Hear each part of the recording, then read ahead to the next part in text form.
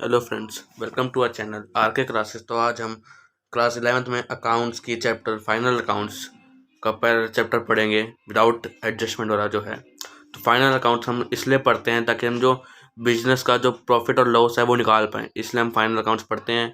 तो इसके अंदर जो अकाउंट्स हैं कौन कौन से बनते हैं, एक तो बनेगा ट्रेडिंग, मैन्युफैक्चरिंग या फैक्ट्री अकाउंट, ये एक ही का नाम है।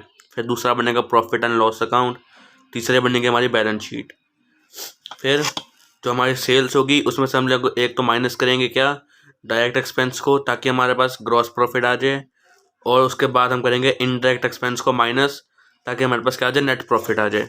तो अब जो क्वेश्चन के अंदर हमको क्या दिया होगा, एक ट्रायल बैलेंस दी होगी हमको, उसके अंदर हमको एसेट दे रखे होंगे, लाइबिलिटी, एक्सपेंस या लॉस, इनकम दे रखी होगी, कैपिटल या और एडजस्टमेंट दे रखी होंगी, जैसे दे रखी होंगी। ठीक है, तो अब जो फॉर्मेट होता है ट्रेडिंग अकाउंट का वो ऐसे होता है। हमने यहाँ लिख दिया, पहले हम लिखेंगे to opening account, to opening stock, यहाँ आ जाएगा उसका अमाउंट। फिर लिखेंगे टू परचेजेस, और जब भी परचेजेस आएगा तो हमको ट्रायल बैलेंस में ढूंढना है कि परचेज रिटर्न है कि नहीं है।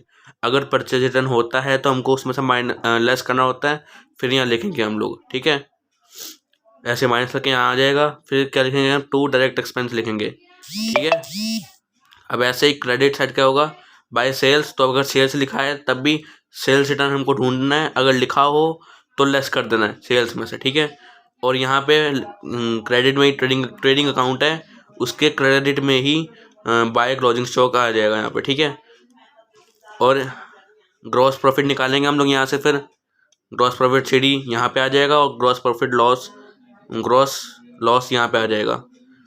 फिर जो ग्रॉस प्रॉफिट सीडी है, इसके जो यहाँ पे कम से कम 2-3 लाइन बाद ही हमारा प्रॉफिट एंड लॉस अकाउंट शुरू हो जाएगा। तो यहाँ पे जो ग्रॉस प्रॉफिट है वो यहाँ जाके क्या हो जाएगा, ग्रॉस प्रॉफिट बीडी, और जो ग्रॉस लॉस है यहाँ पे क्या आ जाएगा, ग्रॉस लॉस बीडी। और इसके बाद क्या आएंगे, हमारे सारे इनडायरेक्ट एक्सपेंस आएंगे debit side PL and account में। और जो ग्रॉस प्रॉफिट है, मतलब क्रेडिट साइड है पीएल एंड अकाउंट का, उसमें आएंगे क्या, सारे हमारी क्या आएंगी, इनकम आएंगी। फिर यहाँ पे क्या आएगा, नेट प्रॉफिट, और यहाँ क्या आएगा, नेट लॉस।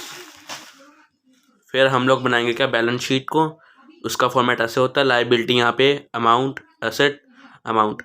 लाइबिलिटी में क्या आता है, कैपिटल, और जब भी कैपिटल आती है तो हमको क्या ढूंढना होता है, ड्राइंग्स अगर दिए रखी हो तो हमको लेस कर देना उसमें से। और अगर नेट प्रॉफिट आ गया हमारे पास तो उसको ऐड कर देंगे, अगर नेट लॉस आया तो उसको लेस कर देंगे। फिर कम से कम कैपिटल लिखने के बाद कम से कम 4-5 लाइन छोड़ के ही बाकी चीज़ लिखने, जैसे क्रेडिटर आ गया, bills payable, general reserve, bank loan.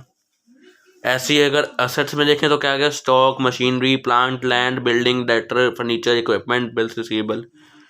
तो ये जो नोट्स हैं क्या हो गया, जहाँ पे कार्टेज लिखा हो, कैरियज और फ्रेट लिखा हो, तो जब जहाँ पे भी ये लिखा हो तो वहाँ पे क्या आएगा, ट्रेडिंग अकाउंट में उसकी एंट्री होगी खाली।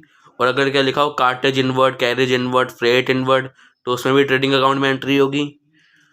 और लिखा हो क्या, cartage outward, carriage outward, freight outward, तो किस में होगी, प्रॉफिट एंड लॉस अकाउंट में एंट्री होगी। ऐसे परचेज लिखा हो तो हमको उसमें से माइनस क्या करना है, परचेज रिटर्न या रिटर्न आउटवर्ड। ऐसे सेल्स लिखा हो तो हमको उसमें से माइनस करना है, सेल्स रिटर्न या फिर रिटर्न इनवर्ड्स।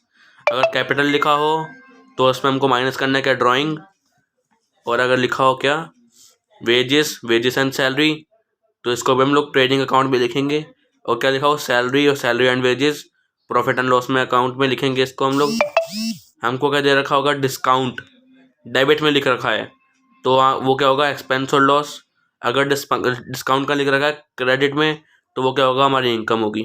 ऐसे ही लोन अगर डेबिट में लिख रखा है तो असेट हो गया, लोन अगर क्रेडिट में लिख रखा है तो लाइबिलिटी होगी। ऐसे ही क्या गया, फैक्ट्री रेंट आ गया, अगर ट्रायल बैलेंस में आ गया फैक्ट्री रेंट इतना है तो हमको उसमें एंट्री करनी है ट्रेडिंग अकाउंट में।